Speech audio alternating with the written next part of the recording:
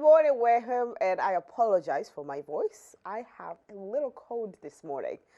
But anyhow, the show must continue. So, good morning. It is Monday, December 2nd, and we have a great show here for you. The news headlines, the weather report, and today in history. This morning, a discussion about Chapter 40B challenges and goals in Wareham with Holly Fern, and also a health aid teacher at Wareham Middle School is teaching her students tools and ways to avoid peer pressure and also combat the pressure of vaping. But first, I would like to take this moment to thank Not Your Average Antiques, an antique shop down Cranberry Highway in East Wareham, for donating the props that you see in the morning show.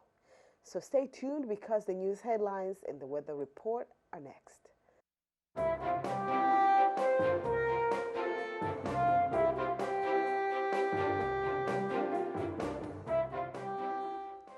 All right, so Onset is due for a new bench. A new bench in memory of Evelyn Cabrera will be installed in Onset. The bench will be located on Onset Bluffs near the gazebo. Evelyn Cabrera, 83 years old, of Taunton, passed away April this year at Morton Hospital after a long fight with leukemia. Although born and raised in Taunton, Cabrera and her husband of 64 years, Raphael Cabrera, bought a house in Onset in Murdo Street. There, Cabrera and her husband gathered with their families, hosting numerous family events, hosting barbecues, reunions, and holiday parties. The installation date and the bench material have not yet been determined. And lots of good deeds happened this past weekend, including cleaning Wareham. Wareham is looking cleaner thanks to 2 school groups that have adopted local streets. They clean each semester. Both the high school Key Club and the 8th grade leadership class filled their trash bags with roadside trash as part of their community service to their town. These groups are part of the Don't Trash Wareham project, the town-wide volunteer cleanup organization, and are also under the direction of the school advisor, Matthew Stanton. And that is all for this morning news headlines. And right now, we're going to take a look at our weather forecast.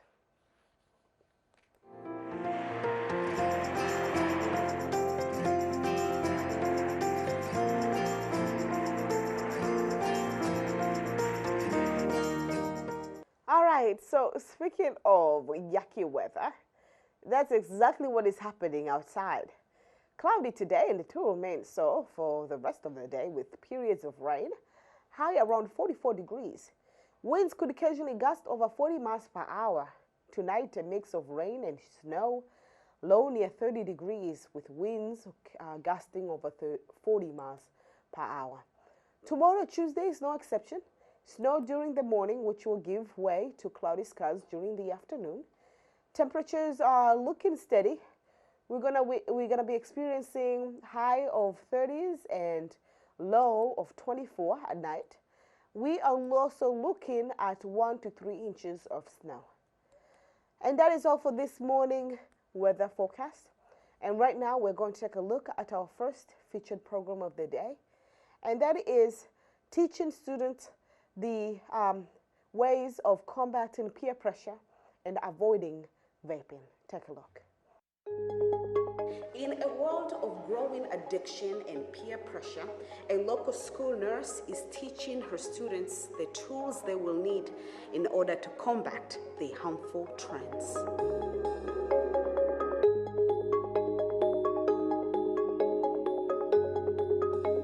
E-cigarettes and the dangers of vaping is a hot topic at Wareham Middle School. My daughter told me a couple of years ago that kids were vaping in a class that she was in. Consequently, she came across the Catch My Breath program, a cigarette and vaping lesson that focuses on peer pressure resistance, the dangers surrounding drug usage, and misleading advertising tactics. it was just kind of a lucky thing that I happened to it came across at the right time when I was hearing about it, and they seem very effective. So and then now, of course, the whole vaping thing is blown up. And there's so much going on. It's even more vitally important with all these horrible illnesses that are happening. Did you have a conversation with the students to talk about why they are vaping and what their path was to vaping? Yes, when we first start, when I very first introduced the lesson, I have a little discussion with them. The young lady who had said that she stopped, I remember her response at the beginning, because she was quite honest about it. She said it looks cool. She said it looks cool. So there's a coolness factor that I've noticed with the advertising. And the kids, show me more. It turned out when I questioned them a little bit more, I think this was last year, they said on YouTube there's a lot of YouTubers who are vaping, and they show these tricks that look cool. And I think a lot of the young boys were encouraged that, like, oh, maybe this will help you look cool and you'll get a girlfriend, that kind of thing. Catch My Breath program was developed by the University of Texas Health Science Center at Houston School of Public Health, with the mission to equip students with the knowledge and skills they need to make informed decisions about the use of e-cigarettes. The program celebrates 2 years at Wareham Middle School. Did they seem to understand the pernicious effects of doing such a thing? I don't think they do. Okay. I think that's what it is. I think that the companies, the e-cigarette companies, have promoted the product in a way. Well, when you say vaping, for example, you think of water vapor. I know in middle school science, that definitely has to do with the standards we cover. So you think of water coming off of the bay, as we see around here in the morning. You don't think of harmful chemicals. So when they see it, they think, oh, it's just water vapor. And I think the companies were encouraging that, but it's not. It's actually an aerosol. It's fine particles when you ignite it, and so it's not a vapor. It's particles that they're inhaling into the lungs, which we now know is so bad. So the kids really don't know that it's dangerous. The program has generated earnest success. So far, 2 of her students have expressed how the program has empowered them to stand up against peer pressure and the desire to vape. They seem quite thrilled to be informed about it. They're happy for the news, and they feel kind of empowered, I would say. And sometimes if we have time at the end of the week, I'll have them make posters, or I'll say, well, do you want to do something more with this? And they say, oh, we'd like to make posters to do something to teach the other kids, because they feel they're knowledgeable now, and knowledge is power. Now, when we talk about kids, this is the middle school. How young are these kids who are vaping? Well, I don't hear about it. We don't really have much of a problem with it here. It comes up rarely at the middle school, just here and there, and it's certainly, as far as I'm aware, it hasn't come up as much in discipline. I think it's more of a problem at the high school, but obviously it does happen here and there, and kids are seeing it.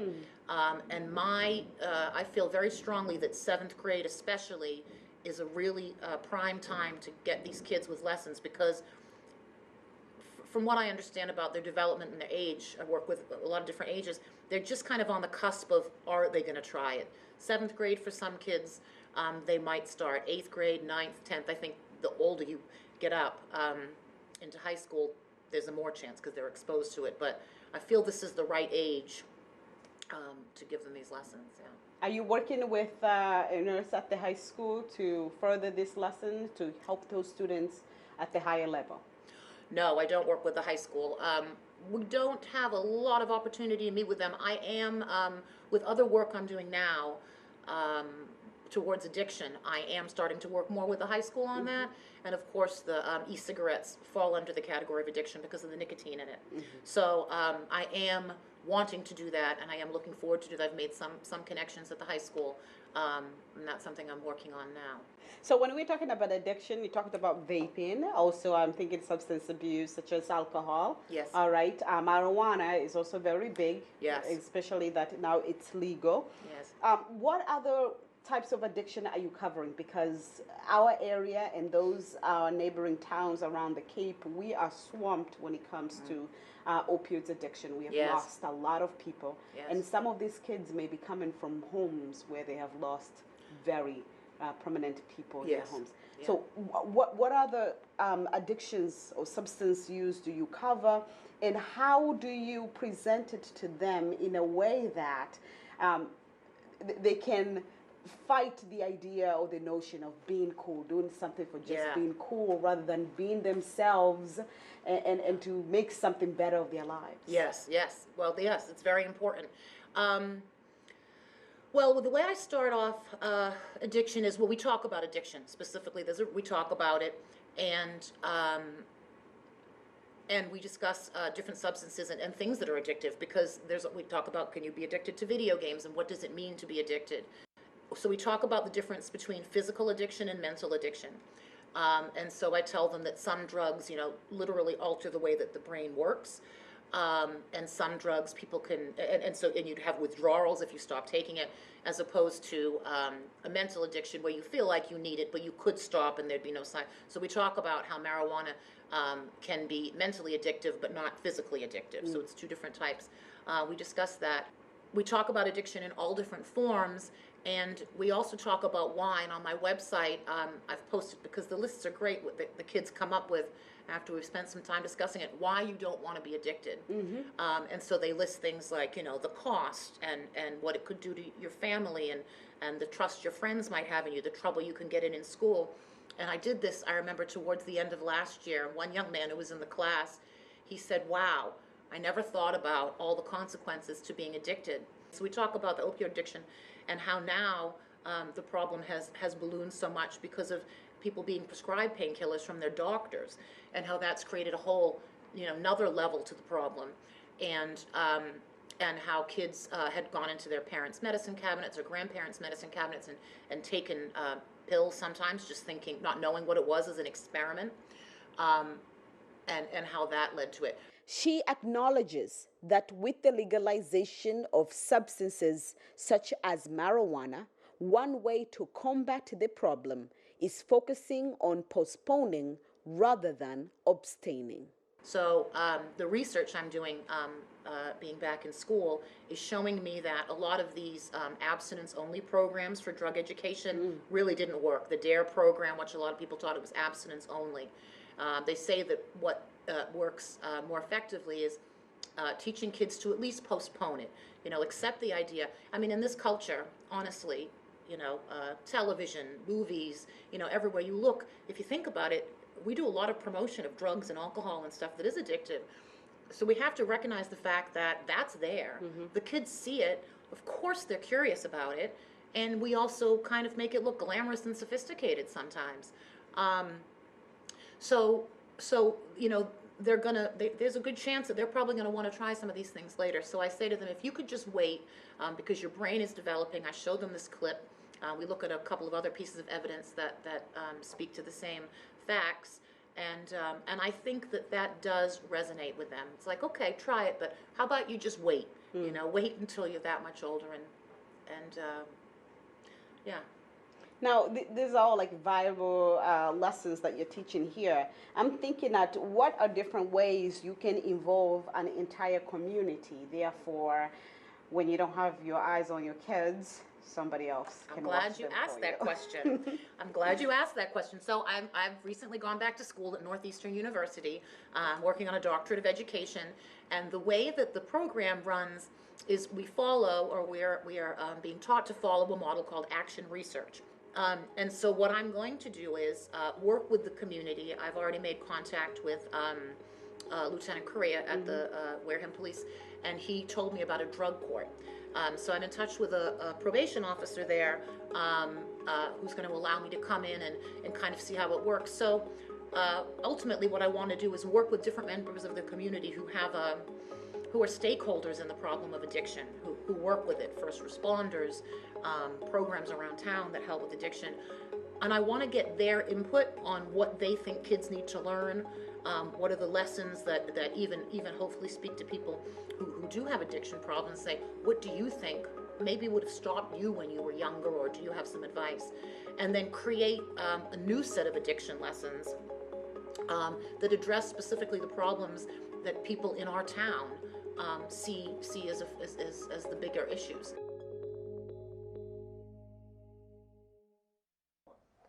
Well, I hope you learned a lot. I mean, what she's doing is very important, and we can still encourage our young ones at home to fight this peer pressure and also to fight falling into peer pressure group behaviors such as vaping, which apparently it is the coolest thing now to do among young children.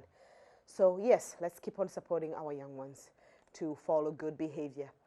And right now, we are going straight to our next featured program of the day, and that is Pretentious Pickle. Take a look.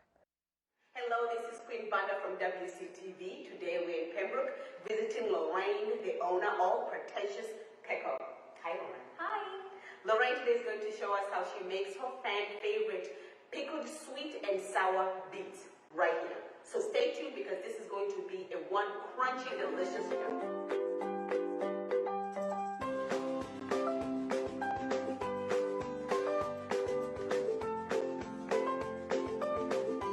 How did you get started? Well, I pickled all my life. I used to always pickle with my dad, and we have a lot of family recipes that were passed down. And then somebody said, you know, you should start giving this out to people and see how they like it. And that's how it started. I just started doing farmers markets. The way I came up with Pretentious Pickle was really weird because I was meditating. And all of a sudden, the name Pretentious Pickle came in my head, and I was like, I wonder what that is. And a few minutes later, I was like, that's me. Out of nowhere, just someone pretentious pickle. Yeah, just meditating is awesome. Not always the way I'm meditating. So yeah, I came up with the name, and I thought, well, you know something, I'll just see where it goes. And that was about 2 years ago, and I've never looked back. And we just kept going from there. And the more you do the markets, the more people start asking for things. And they're like, well, can you do this, can you do that? And people love to give you their recipes too. And when we make our beer pickles, because we use Mayflower Brewery a lot, and we source them for all of our different beer pickles. And this one is their new Thanksgiving. And when I was thinking about that, I was thinking, what do I want to use for a brine with that will complement? That's a very dry tasting beer, so I had to come up with something like that. If I wanted to be a little sweet, or so that took a little bit of work. Okay. And you do like 2 or 3 brines before you finally get it right. And you ask people to try it too. My children usually like to volunteer. Yeah, they're good for that. So I'm looking around here. You can pickle almost anything. Yes. I mean, I am familiar with pickled beets, and of course familiar with pickled pickles. But I'm looking at green beans, right? Yeah. What do we have? We have green beans. We have red onions right here. We have garlic. Oh my God. We have cauliflower in here. So it's like all this. I just look at things now and I'm like, yeah, I'd pickle that. Is there anything that you cannot? Not that, I mean, you have to use a little bit of sense with it. You wouldn't try and pickle, I don't know, just something silly. But if it's a vegetable, Okay. 99% of it you can pickle. Yes. In the summer we do the pickled watermelon, we do okra, we do things that are seasonal too. So with the holiday coming up, like this is some of our selection for our Thanksgiving.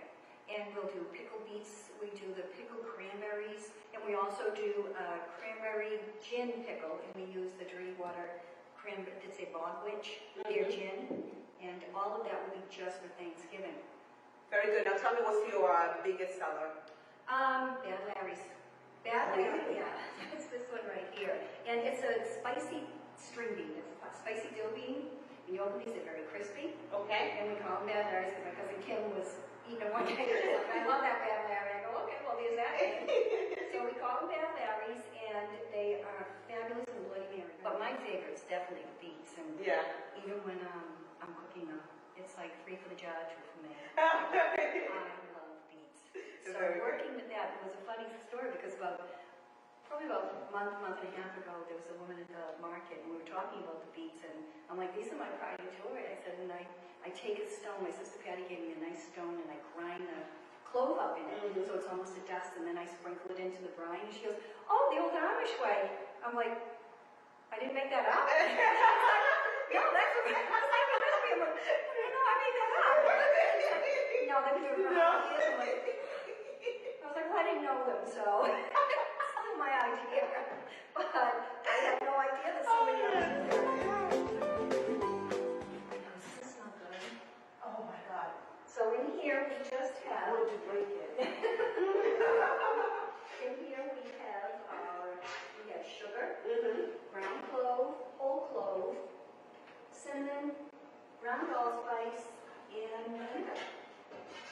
sure you cannot turn that into juice or something, a warm drink or something to drink?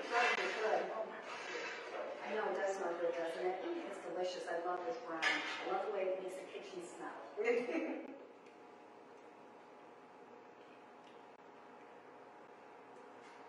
you eat it all the time? Yeah, a lot of people do. It is. It's a good product. Which shouldn't be bad, right? Because it's not like I'm stuffing my face with a cake. No, it's good for you. Maybe a little sugar, but nothing to worry about.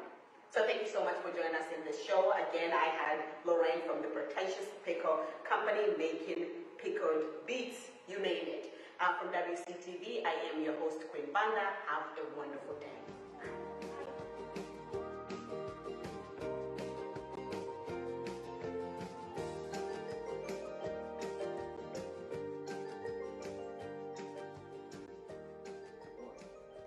All right, so let's take a break, and when we come back, we're going to continue with more.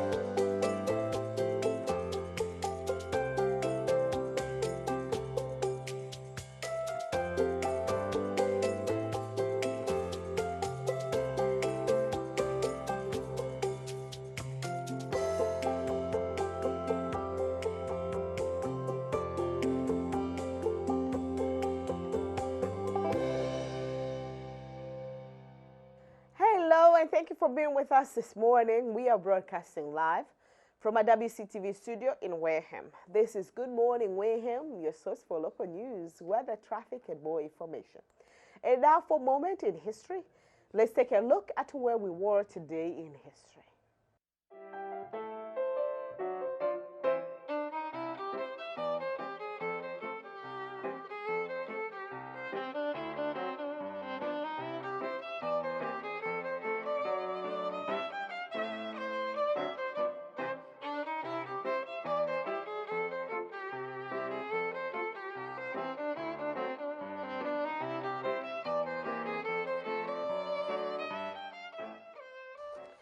All right, on this day in French history, Napoleon Bonaparte was crowned the emperor in 1804, making a name for himself in the French Revolution. Napoleon was able to make France into an empire just a few years after overthrowing their government. France had been able to conquer much of Europe in the early 19th century, but in his infamous Battle of Waterloo would be the end of his reign. He was exiled from his home and sent to live on an island off the coast of Africa until his death in 1821. Also, on this day in Cold War history, Joseph McCarthy was condemned by the United States Senate in 1954. McCarthy is known for blowing up the Red Scare in America to massive proportions. This happened when he declared he had a list of over 200 communists working for the state in secrecy. With the USSR being America's #1 enemy at the time, people began to panic. McCarthy led public investigations and hearings that ruined the lives of many innocent people. The Senate eventually realized how irresponsible and reckless McCarthy was, condemning him by 1954. Also, today in film history, the movie Good Will Hunting premiered in 1997, starring two kids from Massachusetts, Matt Damon and Ben Affleck, alongside the great Robin Williams. The film was a massive success. The box office hit was nominated for 9 Academy Awards and helped push Damon and Affleck into stardom. And also for today's birthday, shout out goes to Britney Spears, born in 1981, the pop star from Mississippi, was released her #1 hit song, Oops, I Did It Again, which pushed and recognized her as a star among stars. And that is all for this morning history segment. To learn more cool historical facts, you can go online under history.com. Stay with us. The coffee segment is next.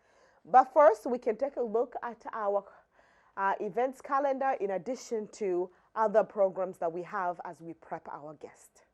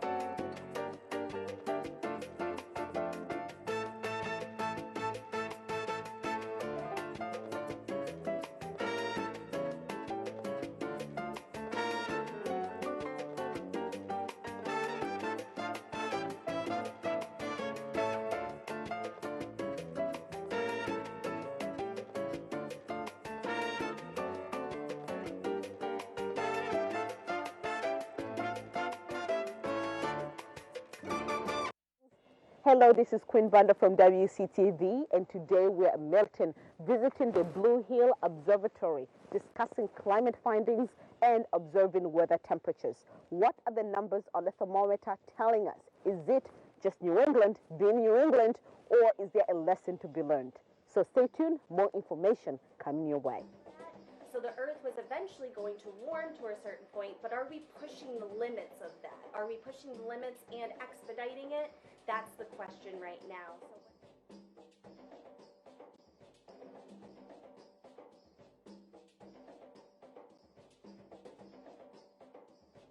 What we do is we post-analyze information from the day before. So once I have 24 hours, midnight to midnight worth of data, then I can post-analyze it for the day before. But then I'm also doing 3 manual observations during the day. We're in a lovely tower right here. We go up to the top of the tower to get a visual of what's going on with the cloud types, visibility, and then also some markers as well too. And then also we go outside and read our temperatures out in our shelter. And then what we do the next day is put all of that information into a spreadsheet, and then we have a day's worth of information, put it together 2 years, and now we have 132 years of these daily observations. And that's 132 years of no day missed at work. Every single day you're here recording weather 3 times a day, right? That's correct. Yep, I haven't been here all 132 of those years. Very good. But there has been someone here every single day of the year. That includes Christmas, 4th of July, any holiday you can think of, we have at least someone here for 7 o'clock observation, and then the next day we can fill in information from there. So we are the longest continuously run weather observatory in the United States because we haven't missed any days since we've been observing, since 1885. Wow. So tell me, what's the significance of being here every single day observing weather? There is no holes in our data. So if we had a data set where we were missing days, it's not going to be as consistent. It's not going to be as accurate. So we have a very, very accurate study here. We have one of the most meticulously maintained studies in the United States. They use our information here to build short-term and long-term forecasting models. So what is the weather going to be like next week, and also what the weather is going to be like in 30 to up to even 100 years from now. Not as accurate, of course, the farther you go out, but they still use that information that we gain here at the observatory to get all of those sort of out there on the internet for people to look at. We also talk to local meteorologists and hydrologists. Hydrologists are people who study water. They're interested in us here at Blue Hill Observatory because we have information locally. If we break a record, if we get a significant amount of rainfall, or snowfall is a big one, is it going to melt? Where is it going to melt? Is there going to be flooding? So we are a very big center for extremes. Even though we don't always have extreme weather, people locally are interested when we do have extreme weather, and that helps with sort of disaster relief and also preparation. We allow people to have time to prepare because they can predict when the weather's happening, because we're here studying it every day. Very good. Now, I'm so happy to be here with you today to talk about weather, about climate. And as I told you before, when I mentioned to people that I'm going to be doing a story about climate, depending on whom you voted for, yes, you know, you're either okay for it or you do not want to hear about it. So I just want to hear from you, what are the findings that you guys have collected, what you have noticed about climate, about weather? What are the numbers on a thermometer telling us? The numbers on the thermometer are telling us we've had an over 3 degrees increase in temperature at Blue Hill Observatory.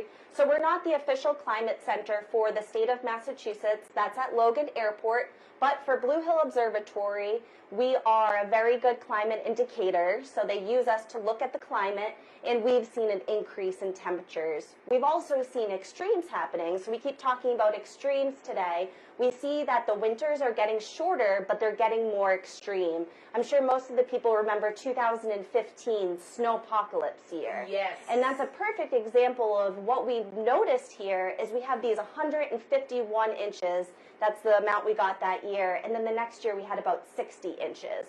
So we're having very extreme high amounts of snow to very extreme low amounts of snow in the next couple years. We're predicting something similar to be happening, where we might have a bigger snow totals in the winter, but it's going to be happening more in the months of January and February than it is going to be happening December to March, even April we have seen snow into. So the winters are starting later, they're ending earlier, and some years might even be more intense. That's because the ice caps are melting. So we have this extra precipitation, this extra water in the atmosphere, and that water needs to go somewhere. And being on the coast here in Boston, we're one of the places that is going to predictably get more precipitation, as opposed to more inland areas are predictably going to get drier. So shorter winters, but extreme winters in terms of the cold, in terms of the snow. But, and also you talked about there's something that attributing to what we're seeing. So is it just an argument of that, just the circle of the earth doing its thing, or is it something more? Yes, so that is the million-dollar question, should we say. Is it man-made, or is it a cycle? And here at Blue Hill Observatory, we're kind of, to keep it all together, we think it's a little bit of both. It is a cycle. We can say, yes, it's a cycle, but we believe that it's expedited due to human impact. We can see when the Industrial Revolution started and the temperature starting to change, the bright sunshine starting to change, even into the 70s with the chlorofluorocarbons and holes in our atmosphere. We saw a big spike in bright sunshine during that time. So we really have to worry about what's happening with the atmosphere. It surrounds us, you know, so is it going to be keeping heat in, which is what's happening right now, and now our Earth is warming, but we might have extreme temperatures where we're getting colder. So you say, oh, global warming, but it was -3 degrees overnight. Where's this global warming? But last year we had 71 degrees in February. So these are those extremes I'm talking about, where we can go from extremely warm to extremely cold in a drop of a hat, as opposed to our temperatures used to be more consistent. Now we're also seeing a general, though, rise. The month of October this year was our warmest October on record. So out of every single 132 years that we've been having records, we have never had an October so warm. So that's where I'm saying it's starting later. We're warming, but then we're also going to have these extreme snaps of cold, of extreme snow, but then the next year might be an extremely dry and warm year. So it's going to be more up and down is the prediction. Very good. Now, you guys have been here for 120 years? 32. 132 years. Now, is there a data that is much older than the one that you guys are providing, in order to kind of answer that question of how much we have been contributing to these changes that are happening? So our study goes back to the 1830s, and there were a few small weather observatories, but the hard part is they weren't continuous. So that's what makes us so appealing as a place, is with those holes in the data set, like I was saying before, that brings more inaccuracies. So we can use data, especially for temperature. We had a local farmer that goes back into the 1930s. He was getting temperature data. But besides that, most of our data is from 1885 to 2017. Very good. Now, do we have something to worry about? You talked about that this is a natural circle that the Earth is going through. However, due to our inventions and progress, we might be speeding up that process, per se. So do we have something to worry about, or should we just kind of relax? I would say just for extremes wise, we might have different things like some things that haven't been seen in Massachusetts, for instance, tornadoes. Mm-hmm. Tornadoes haven't been seen too much. They, of course, are in Massachusetts. In 2011, we had them out in Springfield. Many people might remember that. But what is happening with these tornadoes in Massachusetts? So that's something that these natural disasters, again, these extremes might get larger. We had a huge hurricane year this year. So that's another thing we might have to watch out for. Big snowfall years. Also, then in the opposite, small snowfall years can cause droughts. So if we're warm and dry, then we could have a drought, and then the next year we could be, have a whole bunch of precip. So sort of those extremes, I would say just kind of be prepared a little bit more with accident preparedness, natural disaster preparedness, kind of having maybe a kit in your car or a kit somewhere in your house that is easy to grab. Well, you talked about extremes. Are we going to see more extremes than what we're seeing? Our winter is going to get harsher than what we're seeing. I mean, outside today it's freezing, like there's no tomorrow. Are we going to see lower temperatures than what we're experiencing? I mean, you're talking about having a bag of emergencies. What are those emergencies looking like? Yeah, so that's going to be more for snowfall. So for temperature-wise, on the trend, we've been on the up. So usually we can expect to have higher temperatures.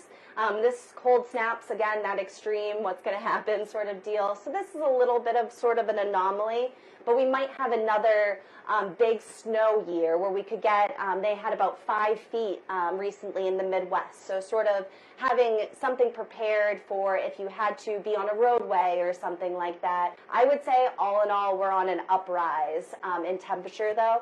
So it's going to be more of these extreme years where if we get a big snowfall and then that snow melts, it might cause some localized flooding.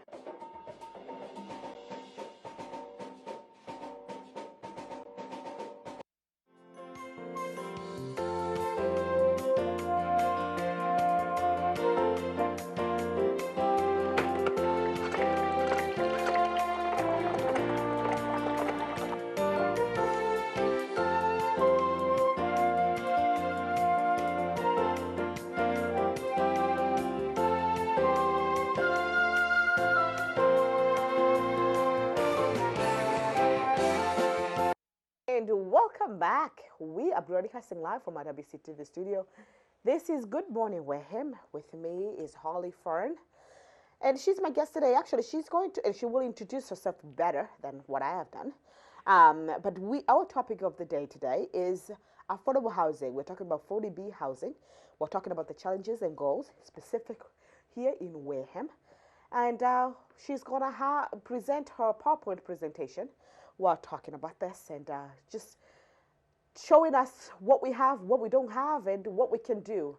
Because seasons are changing. It's cold out there, yucky today. And if you think you're having it bad, imagine a person who does not have a place to be, to at least shelter themselves.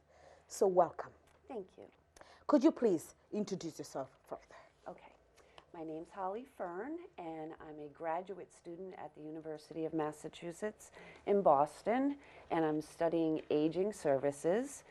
And currently, I'm taking a finance class in public policy, and I'm also taking a public policy and programming class, which brings me to this issue of affordable housing.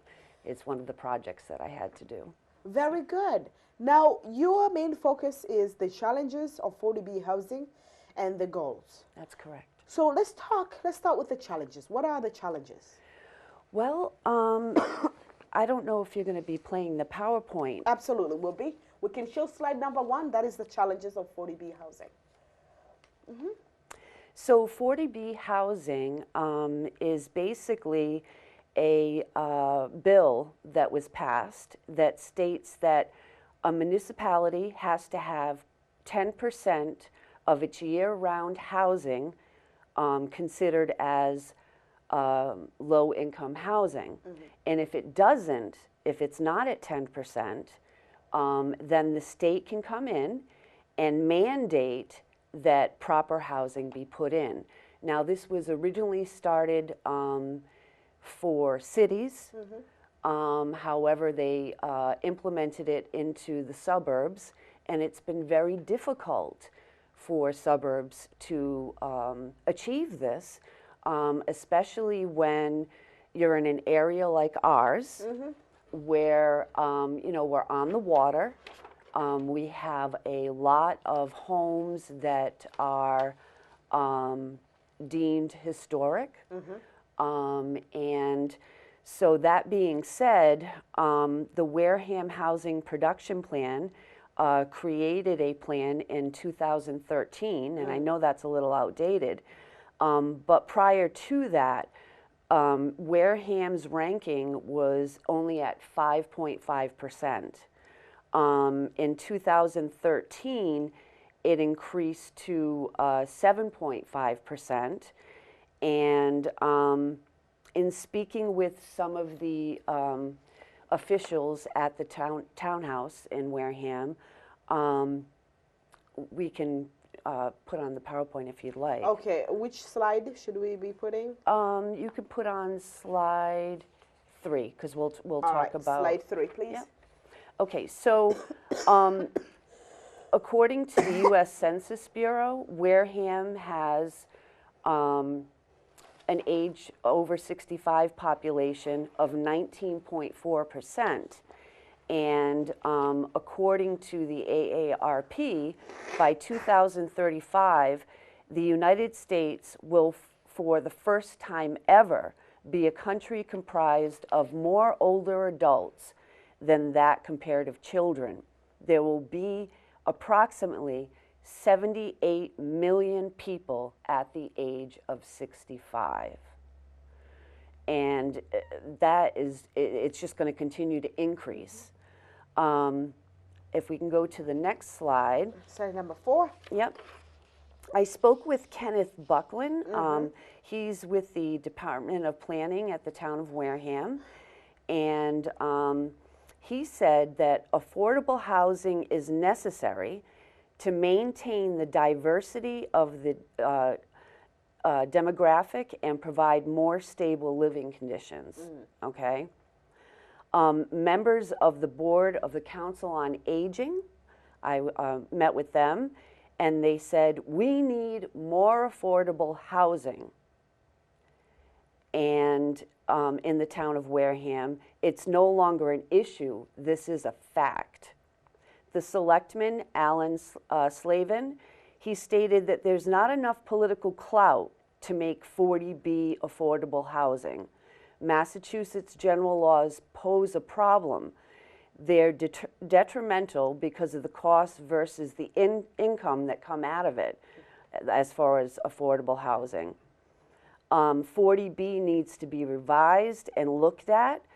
And he asked me to take a look at 40R, which is smart growth. And what smart growth means is that it takes advantage of the area's compact size, number one, which we are a compact size. And not only that, it preserves open spaces, farmland, the natural beauty, and it's critical to the environmental areas as well.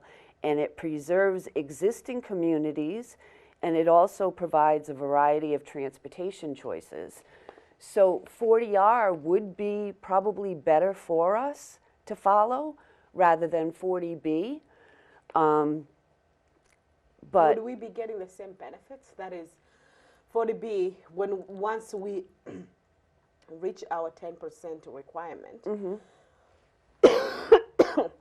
we no longer we won't be, we're no longer obligated right, to build affordable housing. Therefore, we can have big developers, commercial developments in town to increase everybody's tax base. yep, So you're talking about 40R. yep. If we switch that method, would we still be would we still qualify for the same benefits? Well, if in fact we were deemed, because you have to fill out an application for 40R, just like you have to do for 40B, and it has to be approved and all that. But if in fact we were deemed 40R instead of 40B, then we could go about it and they would take consideration of the compact size, the historical preservations, environmental preservations, and things of that sort, which are very important to the town of Wareham. Yes. And given that the majority of homes aren't newer homes, they're older homes, you know, we want to preserve that for the town of Wareham. So if we could go to the next slide, we're looking at the special needs populations, slide number 5. So special needs populations are basically low-income families, and they're limited as far as financial resources, and it's mainly the disabled and populations over 65 that this qualifies to. And so we really need to look at affordable housing for these people, especially with the baby boomers coming up, especially with the amount of elderly that we're going to have in the area. So we have to make sure that we're on target with this. If we're not, we're in a lot of trouble. If we move to slide 6, Wareham Housing Production Plan? yep. So like I said, they were at 5.5%, and now they're at 7.5%. And that plan being in place by the affordable housing, actually, what's the name of the plan again? Hold on. Oh, the Wareham Housing Production Plan, which was created in 2013. Because that plan's in place, it's preserving Wareham from being subjected to 40B, in that we're still continuing to try to build affordable housing. So with that plan in place, it saves the community, basically, from being subjected to 40B and having the state come in and put up affordable housing, because that's what 40B means. They'll come in and just do it for us, regardless of what we say. Well, the thing is, with this community, the issue of 40B housing, or affordable housing in general, um, most people say that because we are rated as Boston market, even when we have affordable housing, it's still not affordable. No, it's not. That it may be affordable to other people with higher income, Right, but not affordable to those in Wareham. right. So, as we're talking about affordable housing, I think it's very important to even come up with specifics of who is in Wareham, what they can afford, and how to get ourselves outside of that Boston market, because we do not benefit when it comes to affordable housing. Right. You know, if we had that taken care of, I think Wareham would be in a really good shape compared to our neighboring towns, because Wareham is doing quite a lot compared to Marion. We're actually higher than Marion as far as meeting that 10%. They did build a affordable housing complex behind the Wave. I forget what it's called now, but anyway, over by the highway.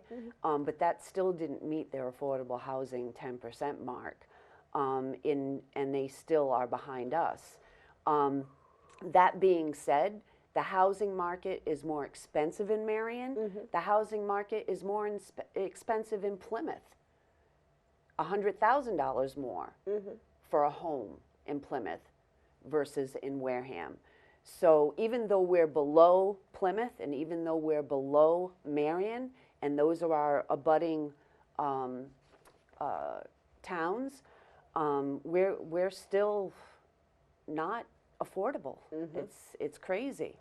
If we move to slide 7, there was an article written in the Boston Globe, and the name of the article is Massachusetts Bill Puts Mobile Spin on Affordable Housing. And basically what that's about is the state representative Susan Gifford. She's a Wareham Republican. She put this bill into motion, and it's basically,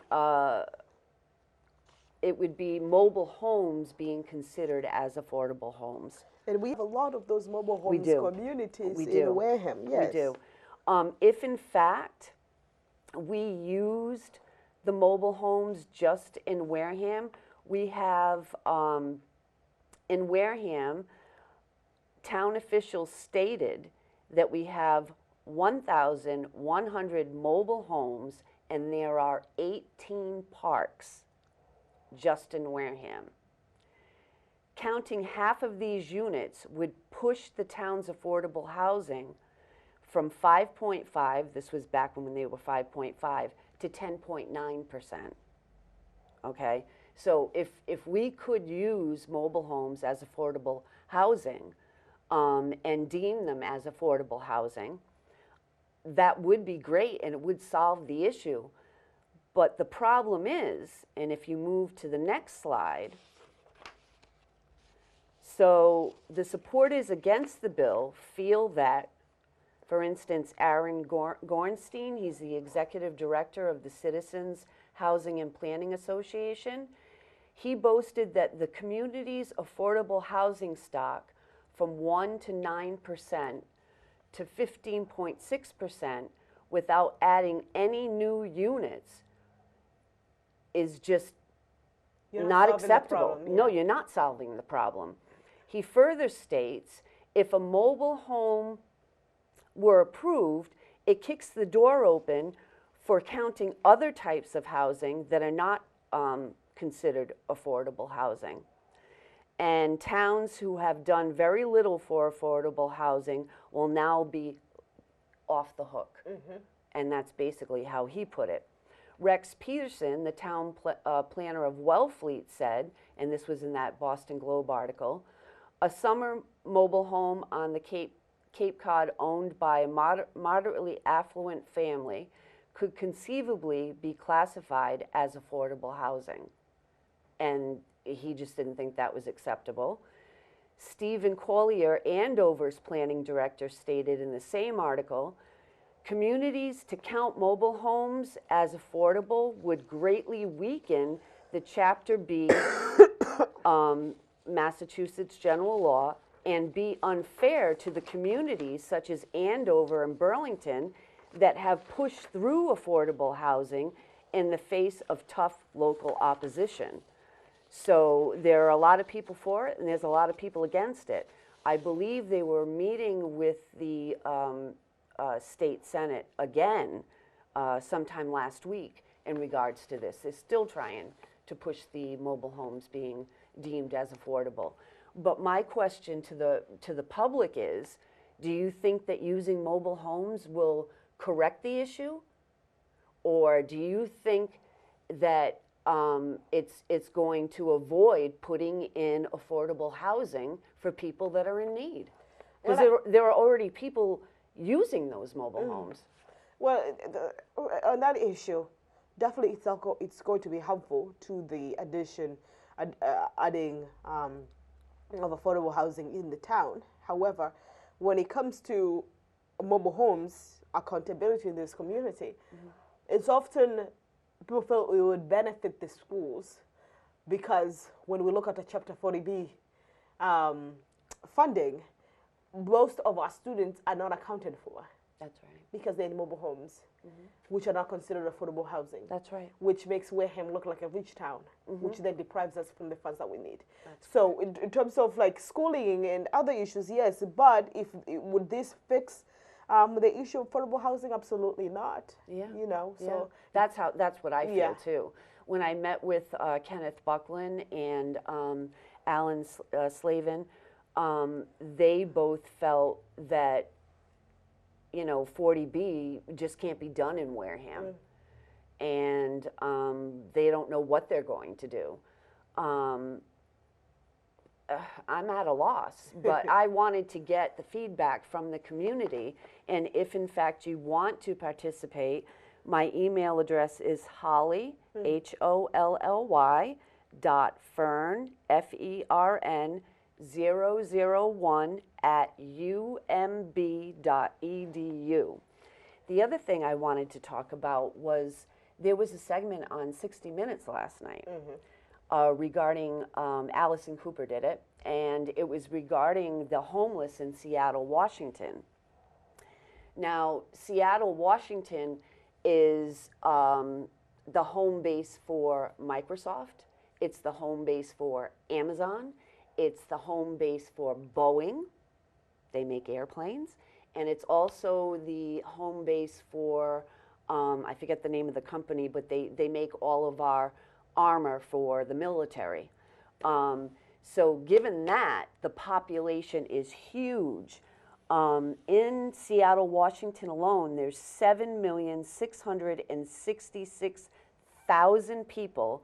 And of those people, 22,304 are homeless and living in tents. Can you imagine Seattle, Washington? You thought it was cold in Canada. Go to Seattle, Washington. It's really cold. And then I was looking at the size of Massachusetts, and we have a total population of 6,939,000, and we have a total of 20,068 homeless. We're a lot smaller than Seattle, Washington, but we're ranked right below them. And that's pretty sad. it is very sad. It's very sad. So we have about like 30 seconds. Okay. Tell us about what's next. Now you presented this in our show. What's next? What are your next steps? Well, to be honest with you, I don't know. I'd like to hear the feedback from the community. That was my main goal. I actually went to a few mobile parks this past weekend, and as long as there was shelter, I set up a little thing with the shoebox and said, what do you think about this? Give me your opinion. And I don't know if anybody replied, but if the community here could reply to me at holly.fern001 at umb.edu, I would greatly appreciate it. I have to write a 14-page paper on this, And the more information I can get from the community, the better. And I will definitely share your thoughts with the townhouse. I won't mention any names. And I will, you know, talk to the selectmen as well as Jonathan Buckman and let them know the community's thoughts on 40B or 40R and see what happens. All right. Well, thank you so much for being in our studio this morning to present your project. Thank you. It was very insightful, and I hope people really will reach out to you. I do too. For feedback. I really do. Well, to our viewers, thank you for joining us for yet another episode of Good Morning Wareham Show. I apologize for my health. I have a little cold. We'll be back here on Wednesday. If you missed us this morning, the show will air this evening at 6 p.m. It will also go on our YouTube channel, Wareham Community Television on YouTube. My guest was Holly Fern, here to talk about chapter 40B housing in Wareham, the challenges and goals. She will appreciate your feedback, so if you have any, please reach out to her. With that, I wish you all a wonderful day. Bye. Thank you.